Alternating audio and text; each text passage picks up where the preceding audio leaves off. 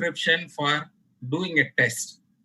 The ICMR has already given one form, so that yes, can you please highlight what are the documentation one should be doing before going ahead or asking for a test? Yeah, very correct. I think for those people who are really not aware, the ICMR has laid down an excellent guideline, and they have given out an ICMR specimen referral form for COVID testing in the form of SARS-CoV-2. And this form is called the Form 6.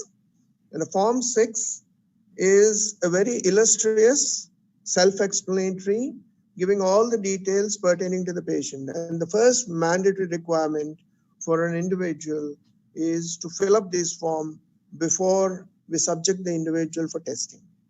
And this form basically has two components, a component A and a component B. And the component A is divided into, again, 1, 2, 3, 4 criteria, and a component B has 1, 2, 3. Now, these are the criteria where the patient particulars, his personal details, and national identity, which includes the Aadhaar card. And for the benefit of everyone, Aadhaar card has become the crux of the identification of a patient in this particular COVID screening. The ICR form is being shown for the benefit of everyone, and this has to be meticulously filled with no mistakes. And then once it is completed, we have the ICMR portal. It has to be entered into the ICMR portal, and then only we subject the individual for the testing, and that is the throat swab collection or the nasopharyngeal, whichever we are doing. Over here, we do the TrueNat as a fast means of testing the individual. So we go for a throat swab by using the VLM kits, and then we label them and then put them for testing and run through them for a process to get the results in about 2 to 2.5 hours. So the ICMR form is self-explanatory to one and all. That is a mandatory requirement to be filled up, to be linked with the Aadhaar. Thank you, sir. Those points are well taken. Now we move on to the next important issue. Can I ask one question, Kanwal? Please, sir. Please, sir. Brigadier, you're doing this TrueNat right now. Suppose if the TrueNat comes positive, do you reconfirm with RT-PCR, or you just treat this patient based on the Absolutely. Absolutely. The inference is the TrueNat will be either positive or negative. Yeah. And if it is negative, it is to be read as 100% negative with very high degree of sensitivity and specificity of the test. Yes. If it is positive, it could be positive, it may not be positive. Positive, yes. When it is positive, the TrueNat has a grading of strong, medium, low, and very low. Yes. Once the TrueNat says something of this category, then the individual has to be referred to the center where the RT-PCR facility is there, because that is supposed to be the gold standard to say yes or no about the positivity of a patient. Absolutely. Most of the patients who are TrueNat positive may not be positive at the RT-PCR, and this depends upon the viral load, especially when you're trying to do a pooled sample, which is not in the case which we discussed. Yes. When you are doing contact sampling or a community sampling, at times you get a pooled samples. In such cases, we go for the RT-PCR. And in this case, as the doubt has been raised, it is the RT-PCR which clears the doubt about whether it is positive or negative. Till that time, this individual has to be secluded and to be called as a strong suspect. Very good information. Actually, this is very, very important, because all of us are, because in the process of getting it fast, because we want to get the report fast, we're getting the TrueNat done, especially for emergency surgeries and all. But actually, once it gets confirmed, we have to get a confirmation from RT-PCR. Very good. Thank you so much, Brigadier. Thank you so much. Sir, please, can I speak? I would like to add one more thing. In the present days, the government of Andhra Pradesh and throughout the country also, they have allowed us to go the step 2 in the TrueNat, which is a confirmatory test. which we can run at the hospital level like we are doing over here. Whenever you are stuck with such a dilemma, you can go in for the step 2 test, which is capable of telling you yes or no immediately, and then that can be taken as a gold standard with doing an RT-PCR. So you test the DP and DP gene, and then you will get the positive or negative. Now I'd like to hear from one of the most experienced faculty from the microbiology department, Professor Anita Chandagaru. Can you please address us 3 steps? What is the role of antibody-based test at this point of time? What is the role of TrueNAT or the very short-term like rapid investigations? What is the role of a conventional RT-PCR? And when do you go for gene matching? What are the clear indications for all these 4 tests, ma'am? Sir, first when you think of antibody testing, so this is only for community surveillance. So this is having, and even the rapid antibody kits were not found to be reliable. So now the ICMR is recommending to go for ELISA testing for IgG. This is only to see whether there is antibody production has been there in the community. So antibody testing in the initial stages has only a particular, it has been limited only for community surveillance, sir. And now if you go for RT-PCR, it is considered to be the gold standard, sir. In RT-PCR, we have 2. So 2 platforms are there, sir. One is TrueNAT and another is a conventional RT-PCR. So what we are calling it as real-time RT-PCR, which is being done at the VRDL labs. So this TrueNAT is a platform where we are going to test the individual patients. So no pooling, as sir has already mentioned. And here we have to remember that TrueNAT is very rapid and it is really a reliable test, sir. It is highly sensitive test. So if it is a negative, it is considered to be a confirmed negative. But if it is a positive, we consider it as a presumptive positive. Here we have to remember that there are 2 genes which we are testing. For the screening assay, we are using a E gene, which is the envelope gene of the SARS-CoV-2. So that chip, we call it as a beta-CoV chip. That means it includes the envelope of all the beta coronaviruses, not only SARS-CoV-2. So first thing, we are going to screen for all the beta coronaviruses, including, that also includes SARS-CoV-2. So once it comes positive, it does not indicate that it is SARS-CoV-2. Then next you have to go for a confirmatory test, that is RDRP chip will be there. Again, you have to test for that. So that's what SAR told. So if the screening is negative, it is 100% negative. But if the screening is positive, then you have to consider it as presumptive positive. So recently they have also launched as a confirmatory test or confirmatory chip. So that by doing the confirmatory testing, actually will confirm it. So there no need to send to the RT-PCR lab. So in our TrueNAT lab itself, we are doing a confirmatory test. So that is the advantage we have, sir. So this is very fast. If you go to a RT-PCR, it will take almost the turnaround time. They have to run it on a batch-wise basis. But in a TrueNAT, it is only the individual sample chip. So it is, you will have a machine in which you can accommodate 2 chips or 4 chips like that, sir. So this is here in TrueNAT, usually the results will be fast whenever you want. So especially in patients who are the suspects.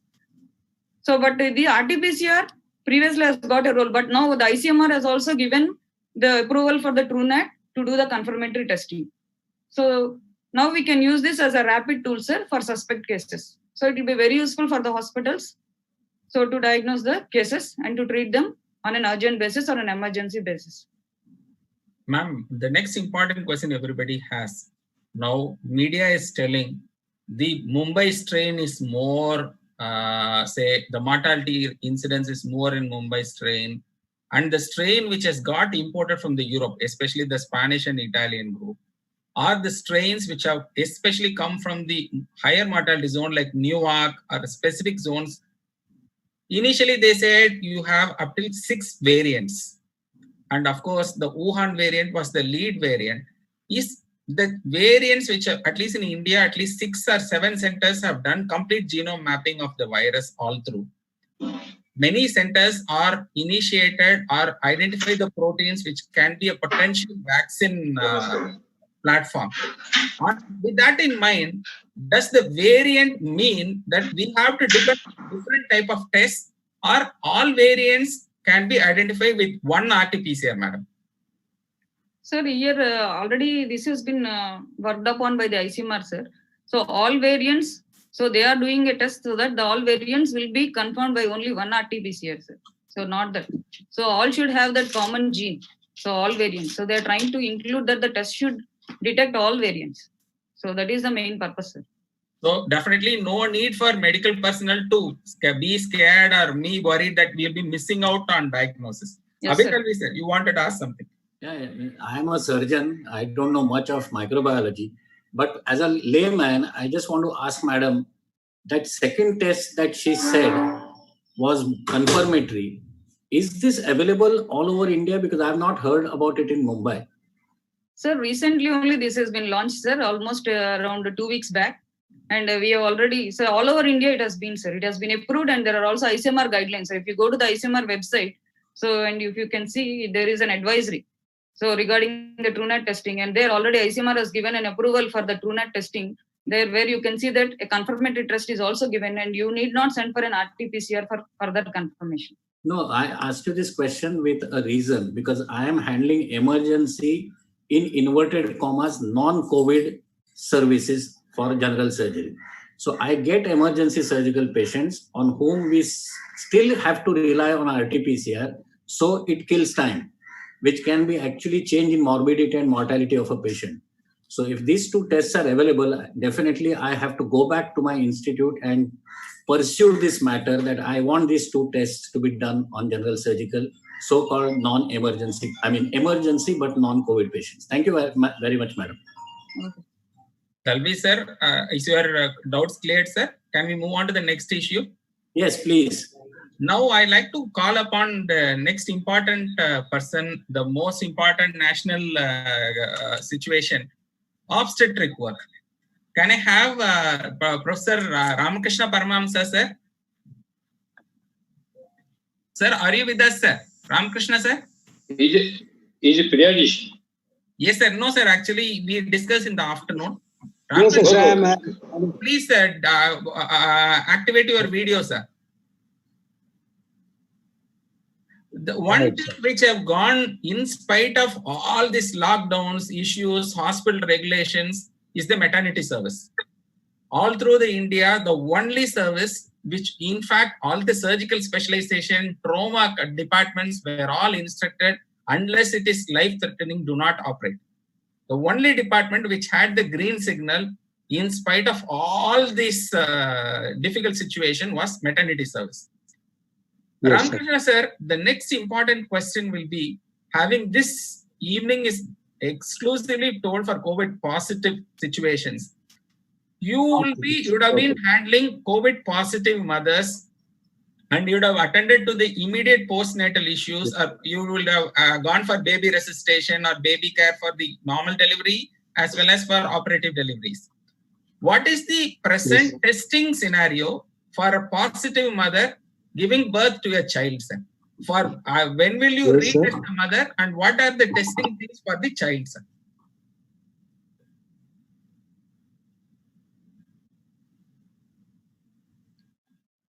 Ramakrishna, sir? Okay, I think he has some connection Dr. issue. Kanakavelu. Superintendent, sir, I think you can take this question, sir. Brigadier, sir, please go ahead with this question, sir. Yeah, this is a common situation which many people face in the present day scenarios. The correct protocol to be taken is whenever we admit a COVID positive mother, I will tell you the personal example which we have dealt with a very happy outcome. We had a 9-month-old, 9-month gestation mother with a precious pregnancy after 5 years of marriage. And once she was tested positive, then she was evacuated to a COVID hospital in this part of the country. Now, she was due for her delivery as per the expected lines of calculation within 4 days after her admission. She was a hale and hearty COVID positive mother. So we have decided to take care of this individual. And then within 24 to 48 hours, because she is absolutely nearing the EDD, we have decided to go for a C-section and not wait for a normal vaginal delivery. We are not waited for the normal vaginal delivery because we had our pros and cons for that. And we have decided for a C-section. We had a lengthy discussion and counseling with the patient and the family members. Unfortunately, the husband is a COVID negative, so he was sent away and he was not in the hospital. So we had a teleconsultation and a video consultation. And then because it was a precious pregnancy and it's a COVID positive atmosphere and it is a COVID positive theater, we had to take this decision of not allowing her to go in for a normal labor, keeping in mind of various complications which can crop up because of the normal vaginal delivery. And then we did not want our healthcare workers on the front line to keep waiting with her and get exposed to the viral loads more than required time waiting. So a C-section was planned and every PPE prophylaxis was taken. The individual's consent was taken. The individual was wheeled in after the required anesthesia and the surgery. An individual was subjected for a C-section and we delivered a very healthy live male baby. Now to cut the story short, the baby is to be tested as per the American Academy of Pediatrician guidelines. Within 24 hours, just after 24 hours, the first testing has to be done, which we did. And the COVID, most of the time in these situations of a COVID positive mother, the babies are usually COVID negative. So our TrueNat testing on the baby turned out to be a negative baby for a positive mother. Now the issue is whether the positive mother can nurse the baby or not. Now, as per the protocols laid down, we are supposed to have a distancing of at least 6 feet, 2 meters between the baby and the mother, number one, so that she has some sort of a satisfaction, though she cannot feel the baby. The skin to skin touch contact, usually it is not there in the first 24 hours. And afterwards, we can, if the mother is capable of having the sterilization procedures and the care of the skin, we can hand over the baby. But in our case, we didn't want to take a risk. And the baby feeds were done with the normal formula feed and also the express breast milk at a later stage. The baby was retested after 96 hours. And once the baby was again negative, because within 4 to 5 days, the baby is supposed to be tested. Once the baby is negative, then we decided to hand over the baby into a COVID negative atmosphere where the individuals can take care of the baby. And the baby was sent to the home along with some person who is able to take care of the baby, along with the consent of the mother and the father. And the mother got discharged about 2 or 3 days back. And once she became negative, after the recent guidelines of testing the individuals after 10 days of isolation. Sir, the next important challenge a family can face is, normally initially they said 14 days of self-isolation. Now, to take a positive mother back home, if the family members are negative, what are the safety measures a family member is advised to have the positive mother at home? Or positive mother have to be handled in a separate residential area or separate isolation zone for the first 14 days? Absolutely. The individual, whether it is a pregnant mom after delivery or anybody, they have to follow the the quarantine protocol. And the quarantine protocol says it is 14 days. In this case, because the mom has become a COVID negative, she can be asked to go and isolate herself. And the baby is also a COVID negative. The baby can be handed over to the mom and they can be in isolation. And after 14 days, they can be back to and mix up with the individuals.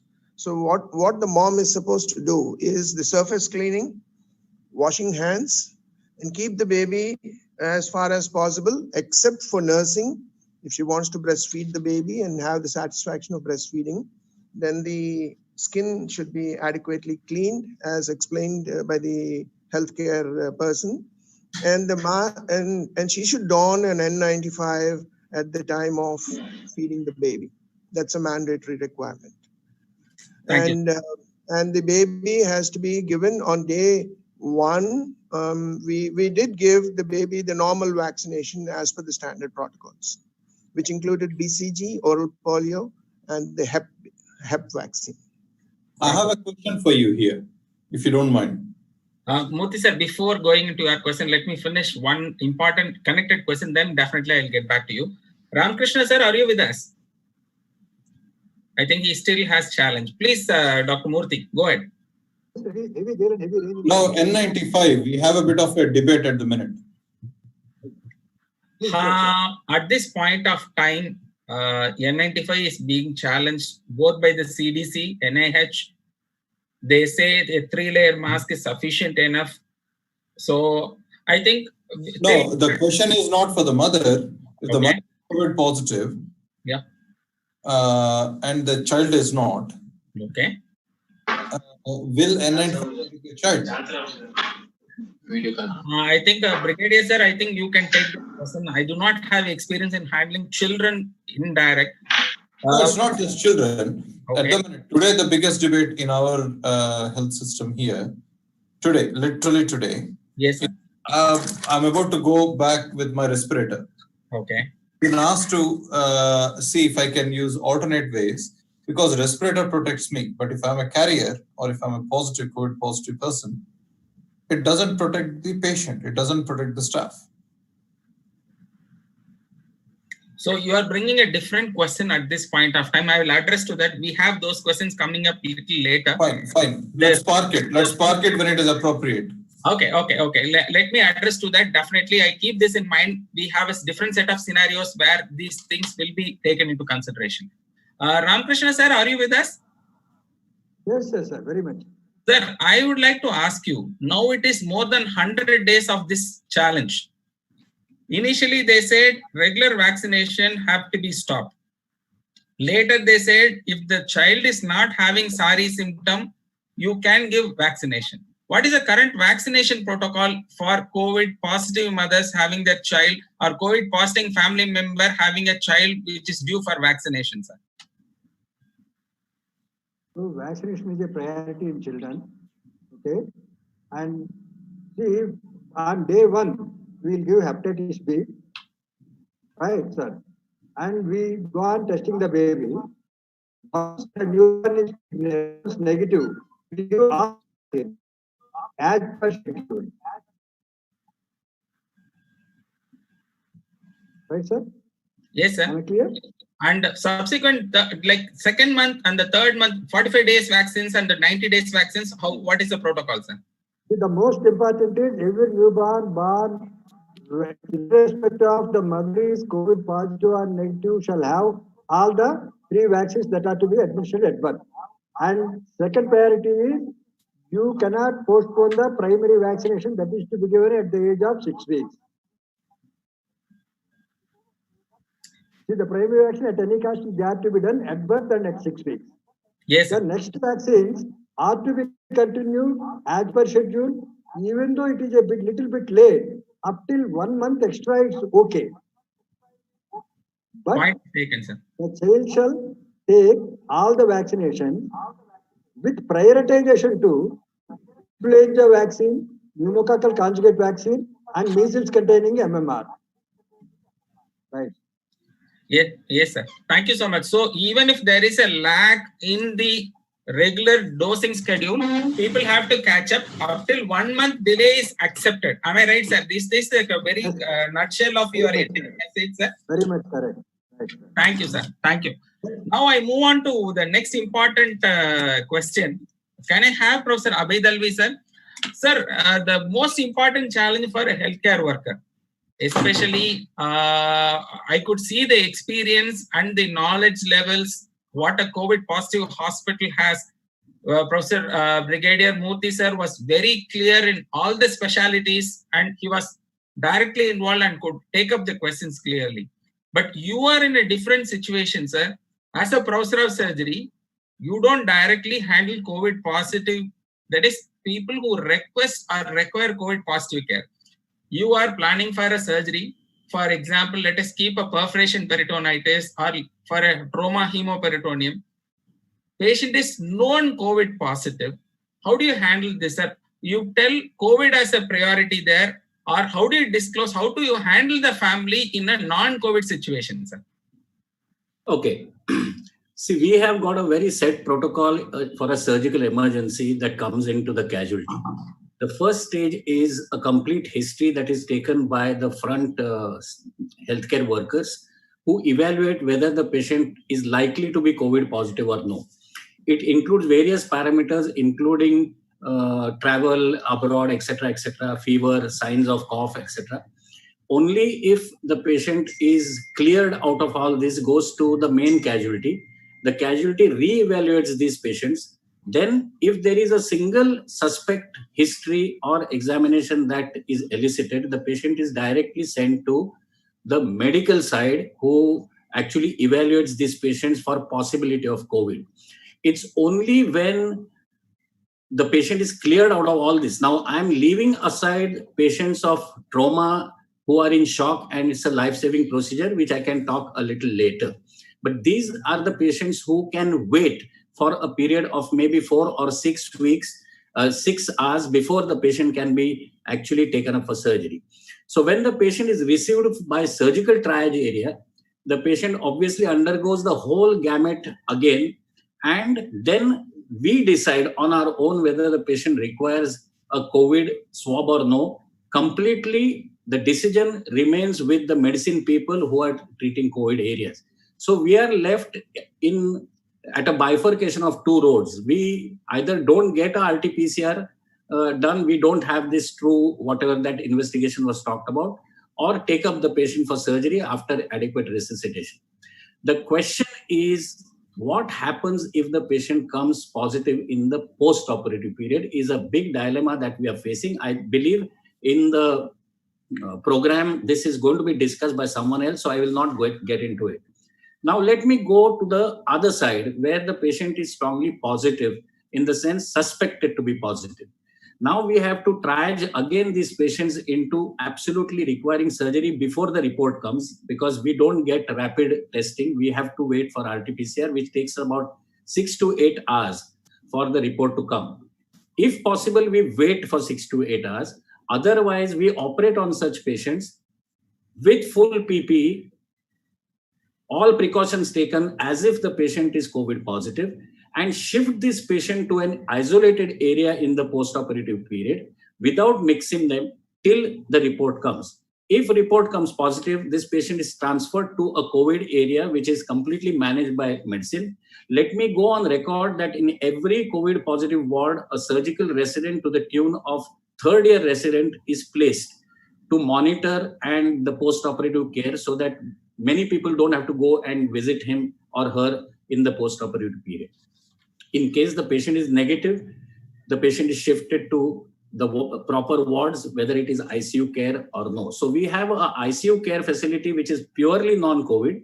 We have a facility with isolation facilities for high suspect patients, and COVID positive patients are operated in a separate COVID operation theater and shifted back to the COVID wards. This is the situation right now in our setup. Sir, you have been handling this for quite almost now 4 months from the time onset of the lockdown, or even prior to that. Bombay has been identifying the early cases much than the other parts of the country. What is the reaction, or how do you handle? Do you professors take the responsibility of disclosing positivity to the family, or do the assistant professors or the residents handle the disclosure part of it? How do you handle the way of disclosing this information, sir? Because it looks like it is now worse than to tell someone who have HIV or someone to have, you are diagnosed to have a cancer. People are so much stigmatized. How do you handle it safely, sir? I'll put it in a perspective. It does not matter who actually breaks the news to the relative, provided the person who breaks the news to the relative is a sensible one. As it is said, you never know when few words can have an impact on life. So whoever is speaking to the relatives has to be extremely responsible and know how to go about breaking this news, whether it is COVID, HIV, death, or whatever it is. Now, communication per se, to me, can be verbal. When you are talking relative, you got to be very careful in listening to the relative when the questions are asked. The second thing is non-verbal, where when you are talking to the relative, watch the expressions of the relative, whether the relative is understanding what you are trying to say. So you basically have to tell in your own or her relative's language so that they can understand. The third is written, which is a consent form, which is a different, this which I will not include. Now, what is to be communicated is the question that has to be answered. Number one is not only positivity, but the clinical condition of the patient. Now, I will divide here COVID positive patients into very serious patients who are on ventilatory support, serious patients on compulsory oxygen, moderate symptoms requiring oxygen but are very likely to recover, early symptoms but proved positive, and asymptomatic who are these are the gamut of patients who come to us. Each one of them will require a different set of presentation when you communicate with a relative. Like a patient on ventilatory support who is deteriorating or not improving, the patient has to be made, relative has to be made aware of what is going to happen to this patient with high chance of mortality. Basically, preparation in relative's mind is extremely important. It's very easy to communicate with a relative, with a patient who is asymptomatic and has come positive, or with a very mild symptoms and has come positive, because these are the patients who are likely to recover without actually doctor's help. The problem occurs is the patients with moderate symptoms and severe symptoms on oxygen without ventilatory support. Now, these are the ones where relatives have to be really taken into confidence and kept in the loop, maybe on hourly, 2 hourly basis, or as the patient's condition is improving and deteriorating, and that is important. Now, these sort of things, guidelines are always dynamically changing on CDC, this, etc. But morbidity and mortality is priority. Let me tell you that there are some good and sinister signs in a patient which have to be told to the relative at all the time, and keeping the relative on the time. In these days, especially, I can tell you about Mumbai, where obviously there are lot many cases which come up, lot many cases which have high mortality. Mortality rate is also high. You have to be very careful, because there are relatives who are sitting outside and they are ready, especially if a patient is young, they are ready to actually destroy things. So you have to be very, very compassionate and talk to them. So I would say you got to be gentle to the relatives when you're talking to them. Do not aggravate any situation, because the other relatives who are surrounding also are actually worked up as far as their relatives are concerned. So the most important thing, communication, is hear what is not said by the relatives. So you got to look at the patient's relative's face all the time when you're talking, whether the relative is understanding, whether the relative is not understanding, because at the end of a long talk with a relative of the patient or the patient himself, one question is commonly asked: Doctor, are you sure that my patient will become all right? That's the sentence which tells us that the relative has not understood anything that you are trying to tell, and you got to come back again and tell everything till he says, okay, now I have understood, my patient is likely to improve, or there are slim chances that my patient is likely to improve. This requires skill. Unfortunately, neither at undergraduate level nor at postgraduate level this is taught. This comes through what the head of the unit or head of the institute teaches during ward rounds and even during routine surgeries. So that is where the things are picked up. It is our responsibility with this pandemic to awaken to this situation and make it a habit that when you're talking to a relative, all the resident doctors, PGs and assistants listen to the way you talk, because they are only going to imbibe the same things. Thank you very much. Thank you, sir. Rao, sir, please. Yeah, actually, we have a different set of this thing in different parts of the country. You're very lucky, actually, states like Maharashtra, Andhra Pradesh, where there is extensive testing that is being done. But it is not the same in many parts of the country. It is very difficult to get RT-PCR done. Most of the thing clinically seems to be happening in our part of the thing has to be based on the clinical thing. High suspect patients are the patients who are going for testing only in government assigned institutions. And if they are positive, only they have to be shifted either to the government facility or one or two hospitals which have been authorized by the government to be shifted. So as in today, very right, Abhay, actually what you're saying, actually if a patient comes to me for an emergency, as in today, for our majority of the times, actually it is based on the clinical situation. All patients are treated as COVID positive, whether tested, not tested, till this testing is freely available. I mean, some states are very fortunate that you're able to get testing done, but not every state is able to get those testing done. So till that time, I think if you're doing emergency surgeries, if you're not doing elective surgeries, but if you're doing emergency surgeries, every patient is treated as a COVID positive patient with all precautions taken. Point is taken, sir. Now we move on to a little technical side. Professor Murthy, I would like to hear from you. I know you do a lot of foregut work as well as endoscopy work. I have two important questions to you. Can we do a diagnostic endoscopy on a COVID positive patient? Let us not talk about the indications. It is indicated patient. If so, do you wait? Okay, if you can buy time, I will wait for so many days before the patient is safe for me to go for an endoscopy. What is your take on it, Professor Murthy? Murthy sir, are you with us? I will request Subhash Kannad sir to take up this question, please.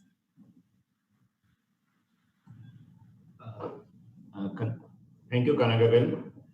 Well, diagnostic endoscopy is definitely a aerosol generating procedure. So first of all, before answering the question, I will say no diagnostic endoscopy unless and it is strongly indicated. If I have to do, then I have to follow all the protocols as Dr. G.V. Rao said, because most of the hospitals, even in Northeast India or in different parts of the country, do not have testing facility. All the diagnostic endoscopy patients are also done with all precautions, with a minimum number of team members in the OR and with a controlled anesthesia, either a anesthetist intubating the patient and controlling the airway so that the patient doesn't cough or there are no droplet falling on your face.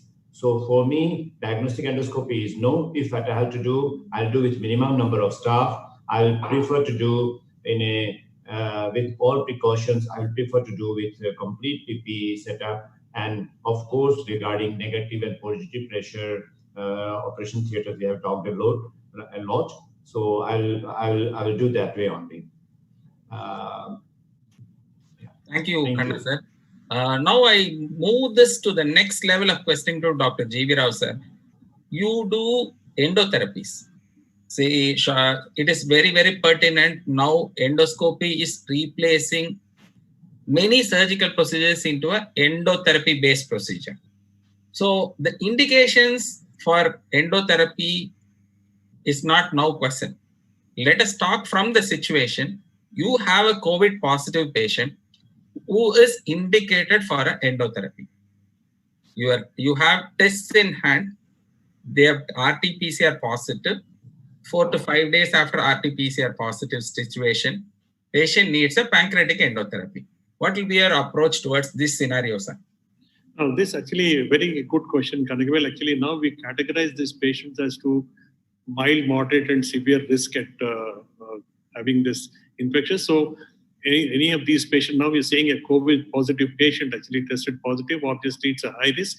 Now these patients, now we have to take both from the patient point of view and from the hospital healthcare workers also, complete personal protective equipment has to be available.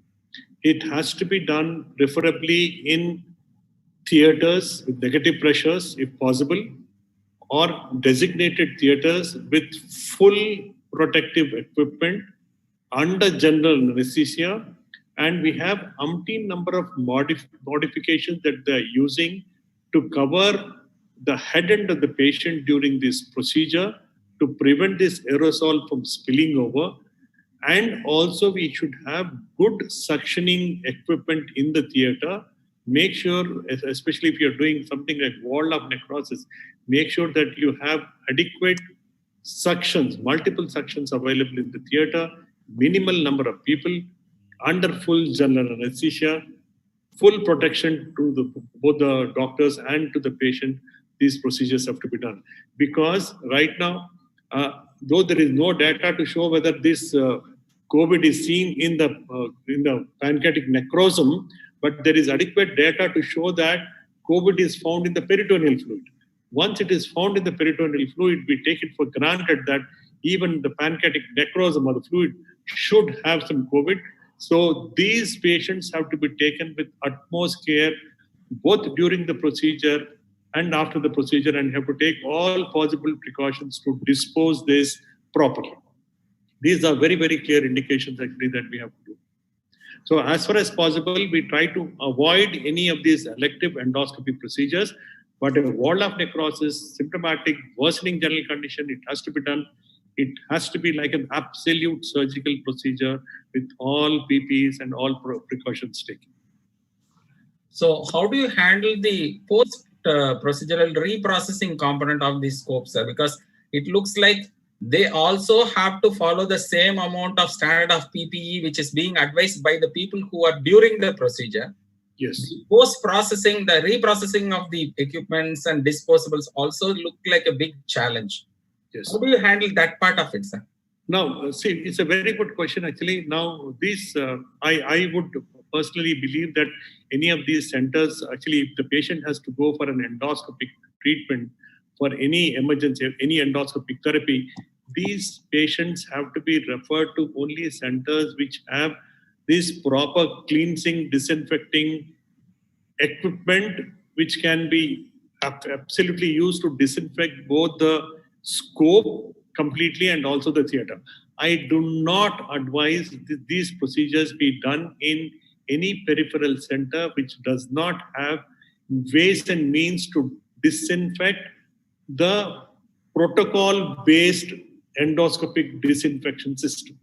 So I do not think that should be done in any hospital. They should be done, I think, only maybe a few, restricted number of centers across the country would be having this. So unless and until you have all this, I don't think you should be performing these endoscopic procedures. Point is well taken, sir. I warmly welcome Dr. Ramaraju, sir, the president of the IMA Rajahmundry, sir. Thank you for joining us, sir. Welcome to the program. You've been with us for quite some time. Thank you for the warm welcome, sir. Thank you, sir. Now, I have a question for you. As IMA president, you have been representing both Rajahmundry and to the state council and to the center. With that experience and the commitment to the IMA, there is a question from one of the practitioners. Sir, my setup is a single consultant outpatient practice.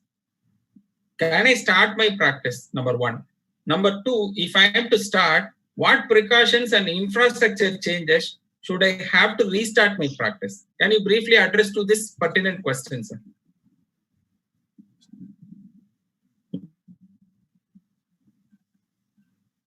So, thank you, Dr. Kangavel. It's an important question, and it's a question for each and everyone, because the majority of the hospitals, almost 85 to 90% of the hospitals are single-man show, single brand, single-man show. And we need to remodify our infrastructure to handle the present COVID scenario. the remodification and the OP registration as far as possible, try to minimize the OP record as possible. Coming to the OP registration, try to identify high-risk patients compared, and they have to be properly segregated. Because previously we used to see a single man show. We used to see hundreds of patients, like 50 to 100 patients during the OP times. Now with the current era, we have to do proper spacing, proper timing. So proper appointment system should be properly made. And also the physicians who are willing to start the hospital should spend more time in the hospitals, should allot more time for the OP patients, because you have to give spacing for each and every patient. Similarly, you have to maintain a record of each and every patient's phone number, the address, whatever the patients will see. Because if any patients whom we have seen comes to be positive in the later date, all these patients need to be tested. So proper recording of the OP patients needs to be done. And similarly, whenever once the patient enters into the OP, usually a staff nurse takes, it is ideal to keep a multi-para monitor instead of routine BP apparatus, because it will minimize the patient to patient, person to patient contact. We have to use the multi-para monitors. And similarly, our work area, especially in the OP, should have as far as possible single entry and single exit systems. And similarly, our OP chamber should be redesigned. We have to keep only minimal things in the OP chamber. We have to remove all the decoratives to reduce the formal transmission. And if we cannot maintain electronic medical records, if the patient is coming from, patient should enter with only minimal records as far as possible. And those minimal records which patient is carrying should be kept in a separate tray on our OP chamber, so that he will not contaminate the entire table. And these separate trays should be removed for each and every patient, re-sanitized and kept on the patients. And similarly, we have to prepare brochures both for the inpatients as well as the outpatients, what precautions have to be followed and what methodologies they have to adopt while in the hospital. And similarly, each and every patient, suppose all the staff members, should especially be more important to the staff members, especially the staff nurses or class 4 employees, because even after the present in the COVID era, in our hospital and the majority of the hospitals, these staff members are not educated so far. Still, they're not respecting the social distancing, especially the class 4 employees and the sisters. We have to educate them. For this, we have to make a strict protocols for them not to move out of their areas, working areas. If a sister is allowed to 2 beds, she has to be in the 2 beds only. And similarly, in the single man shows, we have to always create an isolation area or segregation area. Any suspect patient and all the suspect patients, we have to keep only in the segregation area unless we have proved that it's positive or negative. Because if a patient comes either in the OP or IP to be positive, the entire hospital will be forced to shut, and all the staff members will be forced to undergo tests. And until the hospital is sanitized, the hospital has to be kept closed. So in order to prevent this, we have to keep segregation, isolation areas, etc. And also inpatients, especially inpatients, separate protocols has to be given. And all in our audio-visual devices, what we have, TVs and all, we have to keep on displaying the methods what the patients or attendants have to adopt in the hospitals. Similarly, any patient who is being discharged from all the hospital or even non-COVID hospitals also should be advised to be under home quarantine. And we have to give the government guidelines are there, and we have to give picture of what the precautions a patient or attendant to be taken. Any patient, whether it's a COVID positive or not, once the patient goes to the goes to the home, he has to obey a home quarantine methodologies, because we don't know which patient gets. Suppose if the patient turns out to be positive after going home after cross contamination with some other positive patients, it will be big mess. So always educate the patient while discharging, give them protocols for a home quarantine facility, educate and ask them to be in the home quarantine as far as possible. And always try to maintain the medical records, and especially coming to the medical representatives, as far as possible, try to minimize medical representatives. And if at all they want to come to the medical hospital, they should not carry any bags or any brochures or something like that. If at all they want to visit you, they have to come alone, and they have to give a oral presentation of what they want to do, and that they should not keep any promotional items on your table, because it's very there is a high chance that they may carry all these things. So with this, some of them, and we have to create some staff members to do frequent sanitizations. One should be at least a minimum of 2 people. One should be spraying the hypochlorite solution, and simultaneously one should be cleaning the surfaces. And another important thing is all staff members should be given a separate dress. Once they enter the hospital, they have to wear a separate dress, keep a separate chamber of a hypochlorite solution. They have to remove the designated dress in the hospital. They have to keep in the hypochlorite solution. Then only they have to go to the home. They cannot come with a civil dress to the hospital. This is especially a problem with the single man setups or small nursing homes. We have to provide dress which has to be treated in a proper way while they're going to the house. Thank you. Thank you, sir. Thank you for elaborating very, very lucidly all the issues a practitioner can face. Thank you so much, sir. Now I move to Chairman, sir, Dr. Ganni Bhaskar Rao, sir. See, now we have been talking about small hospitals, outpatient setup. Ganni, sir, you have been handling both the general hospital, like you handle a medical college type of setup. You also handle a single specialty cancer hospital setup. You also handle a corporate-based setup. So, in handling large healthcare facilities, the most important challenge will be, I'm having a multi-specialty unit. Do I need to test all patients before admission for non-COVID medical care? I reiterate the question, do I need to test all patients before admission for non-COVID medical care? You had a designated COVID facility, you had a designated non-COVID facility in Rajahmundry. What is the strategy you followed, sir?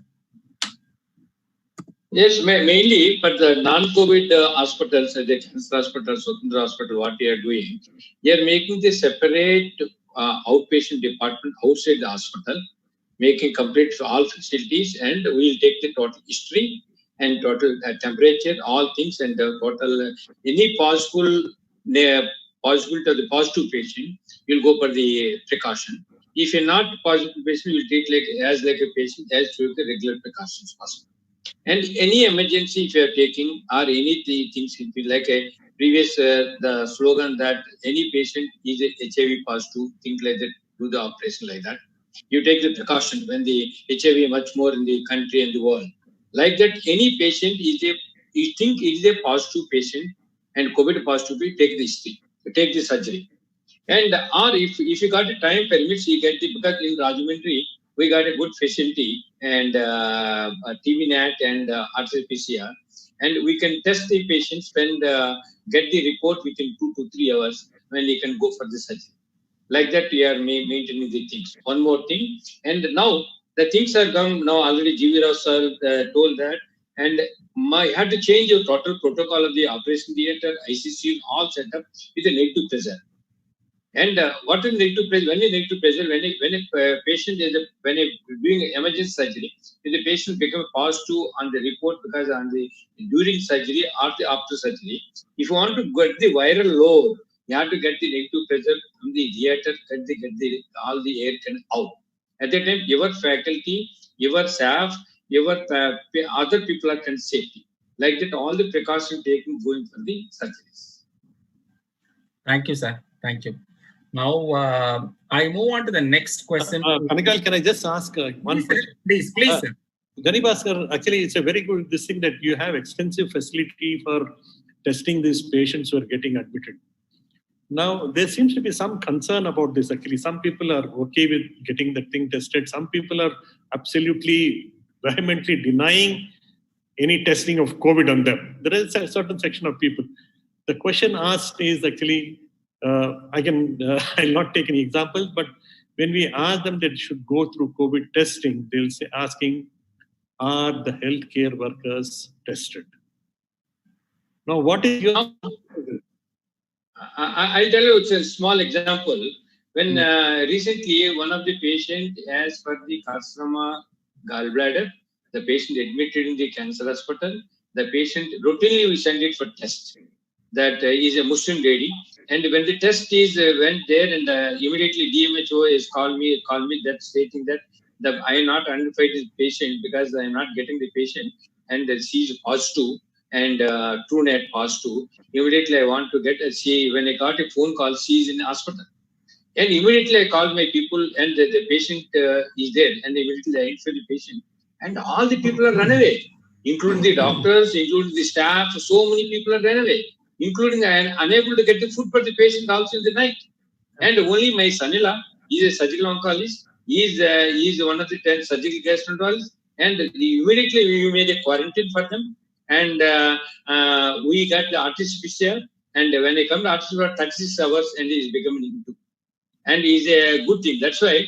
And now the patients are in our place. The patients are willing to come to get it tested.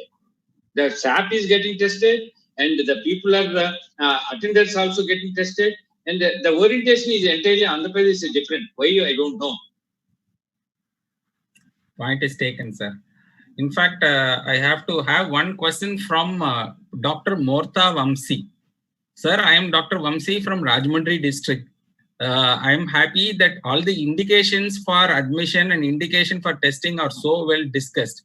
In our hospital, there is a big delay in getting reports of RT-PCR. Sometimes it takes up till 3 to 5 days. Patients are making, they are much concerned in this extended waiting or this pre-admission testing. How do we handle the patients, sir? Is there a treatment protocol categorizing as suspected patients? What is your take on this, sir? Can I request Brigadier sir to take this question?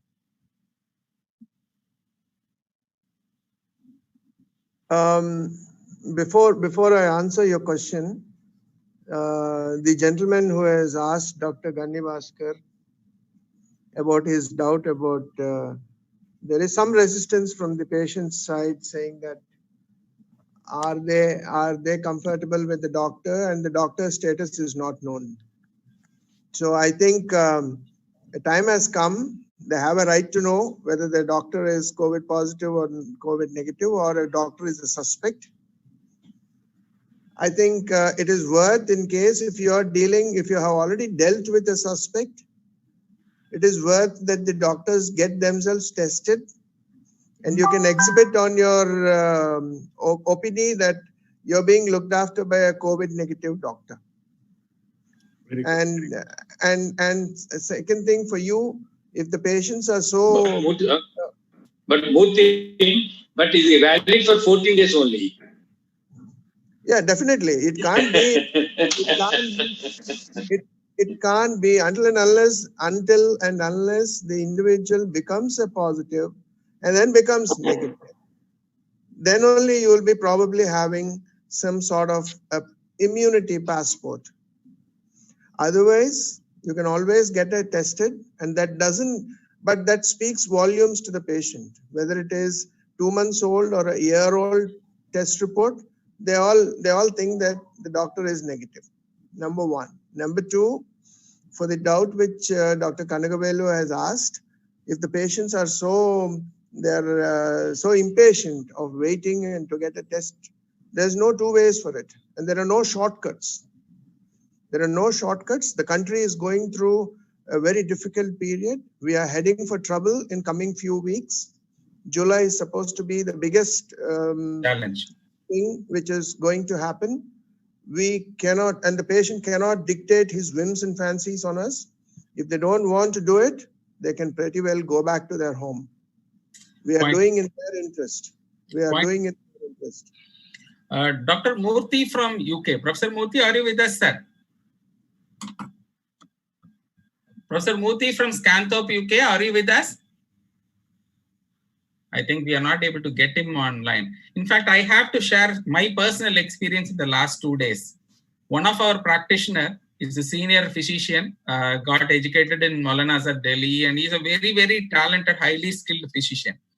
he compulsorily made a point that he will test himself twice. He has tested in the last month, testing negative for RT-PCR. He volunteered him to do this test. Friday evening, he has sat in the OP. Saturday morning, he has sat in the OP with all PPE stuff. Saturday evening, he started running fever. Yesterday morning, he said, I think I'm not okay. I will redo the test. Madam at home arrange a test. By afternoon, he has had lunch and he has found he was growing breathless. He said, I will prop up, wait for a couple of hours. I need to get a bed. So they initiated the process of looking out for an ICU bed and other things. 5 o'clock, there was distress at home. To get an ambulance took 45 minutes. By then, he passed away at home. With 2 times negative report, I don't think that is going to be anyway a safety certificate which can be boldly putting up.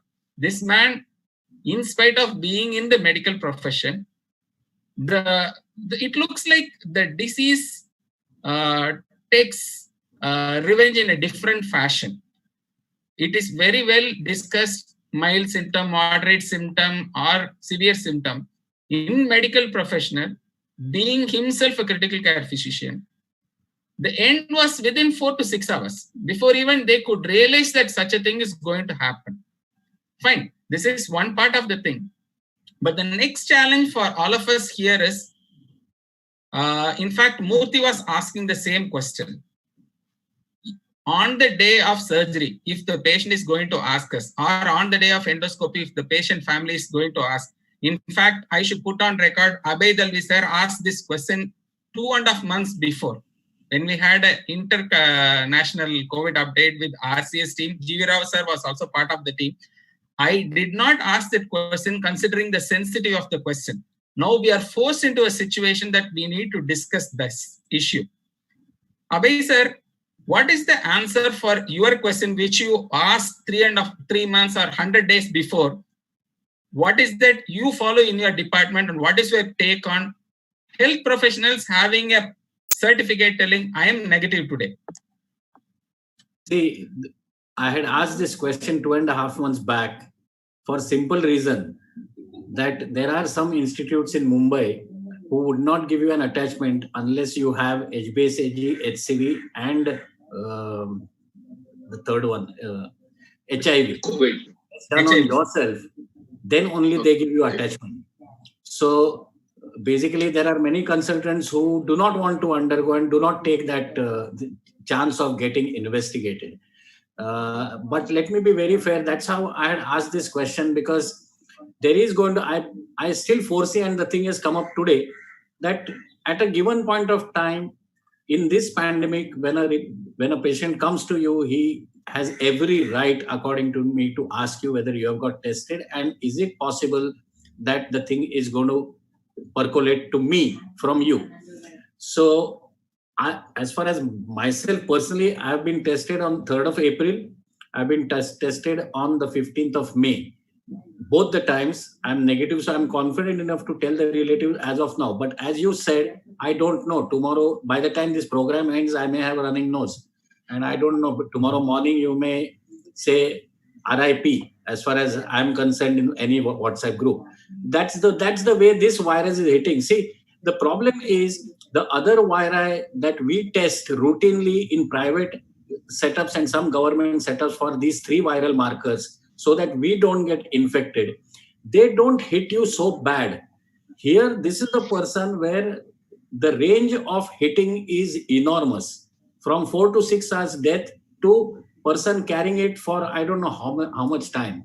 So to gain patient confidence, I feel till this pandemic doesn't become a day-to-day affair in our life, it is much better that if you want to practice and keep in practice, you have to generate that confidence in a patient who will say, okay, fair enough, you've got your tested done in last 1 month, I can be treated by you. That is all that the confidence can say, because our country is full of literate and more so of illiterate patients. And there is a third group who are literate but pretend to be illiterate.